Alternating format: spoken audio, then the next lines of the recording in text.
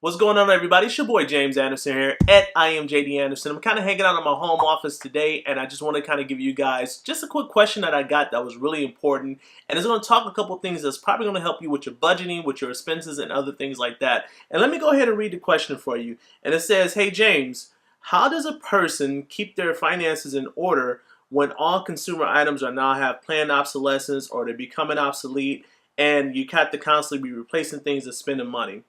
Now, see, here's the thing. That's an awesome question. And I'm going to talk about two topics today, which is going to be planned obsolescence and also the law of diminishing returns. Now, I know that sounds like big, broad definitions. Come on, man. And let me just go ahead and read the definitions real quickly. So, planned obsolescence, a policy of producing consumer goods that rapidly become obsolete and so require replacing, achieved by frequent changes in design, termination of supply spare parts, and the use of non-durable materials.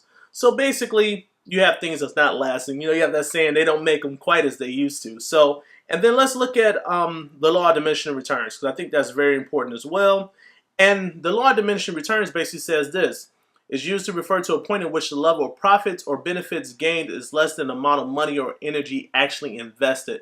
So to kind of break that down and make it very simple for you guys as far as your expenses are concerned, obviously, we're living in a time where things are just rapidly changing, especially on the tech side of things. I mean, new computers, new phones come out every single year. Models are re-upped every single year. Vehicles, cars, all those things that we really invest a lot of money in has a new model coming out next year. I mean, I was in Best Buy the other day. I was talking about the new model washing machine, and it's crazy because everything has a launch date, a pre-order date, a reservation date for the quote-unquote new model. So what I want you guys to understand is that nothing lasts forever, okay? And yes, as materials are being used, there is some insight with regards to planned obsolescence, but you might want to look at the quality of what you're actually buying or the quantity. Okay, I'll give you guys an example.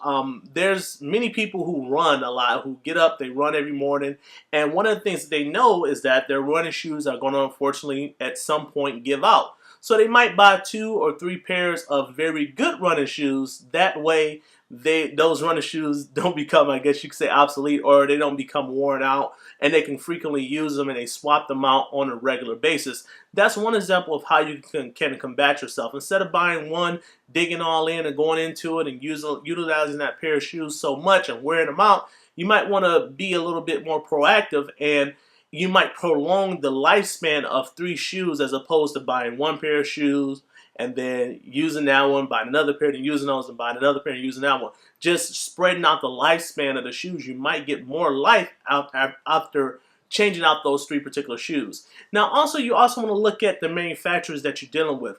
Typically, I tend to buy higher end electronics, so of course, I'm the guy with the iPad Pro, fully spec'd out, 256 gigs, 256 gig iPhone 10. Of course, spec'd out MacBook Pro. Also got an Alienware PC as my Windows PC that's fully spec'd out as well, because I try to future-proof myself whenever I make a purchase. That way, I can get as much lifespan as possible with anything that I'm buying. So unfortunately, sometimes when you save a quick buck up front, you might be replacing it over time. Now, that's one thing to kind of tie into the second part, which is what I call the law of diminishing returns. Now, this concept has been around for a long time, but it's just now becoming really, really in light of. If you've been in business, you kind of understand it, but this is something that's becoming very consumer, I guess you could say very visual to the consumers, where products are being made cheaper and they're being made at a higher quality, okay? So planned obsolescence basically is this. You have say for instance, a cell phone, okay? You might have a cell phone that do just everything that you want to do at a $500 price point. But if you were to buy the $1,000 phone over a $500 phone, which is 2 times the cost, is the phone actually 2 times as better for your particular use? And in many cases, for most people, that's not the case. That's why you can see as products are becoming more competitive, especially as other markets are opening up around the world, you can get products and goods and services virtually everywhere now, of course, with shipping, the internet, and things of that nature.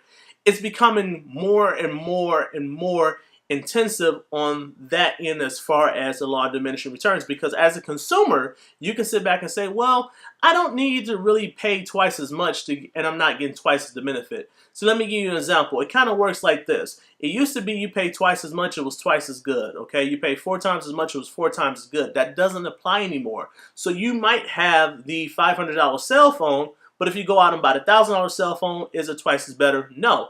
And then from a $1,000 cell phone to, say, a $2,000 cell phone, you probably only got 10, maybe 25% better. And then, of course, going from a $2,000 cell phone to a $4,000 cell phone, it probably doesn't do anything much more than what the other cell phones did. It just probably dipped in 14 karat gold. So you want to look at how your expenses and what you're buying and what you're procuring and what you're using play into that, okay? And do some planning with as far as your expenses. Now, I'm not one to say go out and cheap out on things, but if it doesn't apply to you, then you might use that to save some money. For example, if you guys seen any of my videos, you know I wear a lot of these black V-necks. It's just my thing. It's something I wear.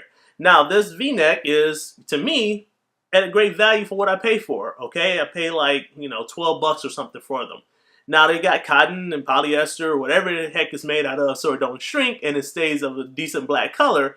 But now I could go and buy the polo V-necks, the black V-necks, and they're probably going to be somewhere between $25 and $30. But for me, the $12 to double price point for a name brand is not that much better than, than this shirt. So it's very simple. Would I pay twice as much for the same shirt that does the same thing just because it might have a little bit of a name brand on there? And then guys, it goes even further than that when you're talking from t-shirts. You might have a t-shirt that might be $25, $30, but there might be a very designer brand, a very boutique brand that make the similar black V-neck. It might just have a different tag or a different stitching, and it might be $70. What, for me, is it really that much more, I guess you could say more better than just the $12 t-shirts that you can get from Foot Locker? It's kind of how I play it. So certain things you might want to purchase on the lower end, but certain things you want to have a higher lifespan, you might buy on the higher end. So you're constantly playing that game and you're constantly playing up against marketing, because businesses are there to market to make sure they can, ultimately get you to consume, get you to spend money, get you to get the upsell, the higher tier value for what it is that you need to do. I am very confident that my iPhone SE, I could probably get just about the same amount of stuff done as I do on my iPhone 10. But for me, I buy the upgraded package, number one, because I'm constantly sharing videos. I'm doing other things. I love the camera. I love the 4K aspects that this have on there. I love the processing power. So for me, it's worth it.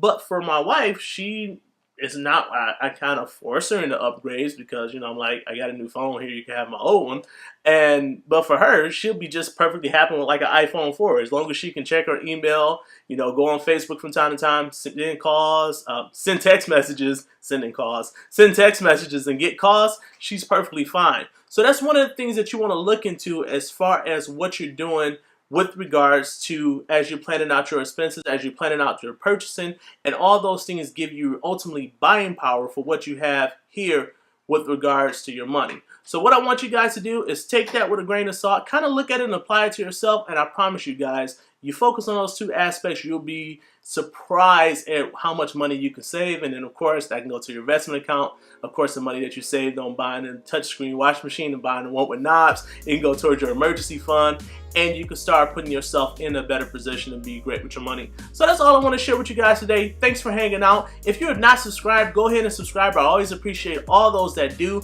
And guys, please share this video with somebody if somebody needs this message. Great question we had here today. I just wanted to kind of just come to you guys really quickly, and I am super excited for what we have going on in the future. Got some new podcasts dropping coming up here for Urban Podcast Month, which is in May. May is Urban Podcast Month, so I want you to check that out. Got some great episodes lined up with the Begreat with Your Money podcast.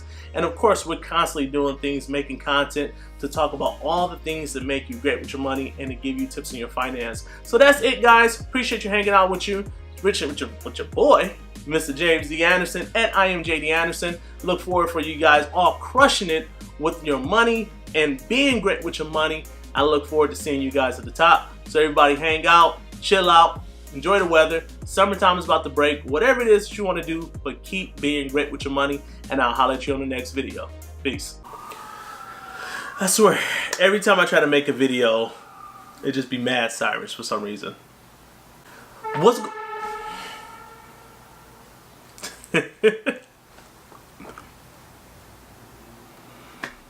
y'all done? Or was y'all finished? Finished or y'all done? Alright.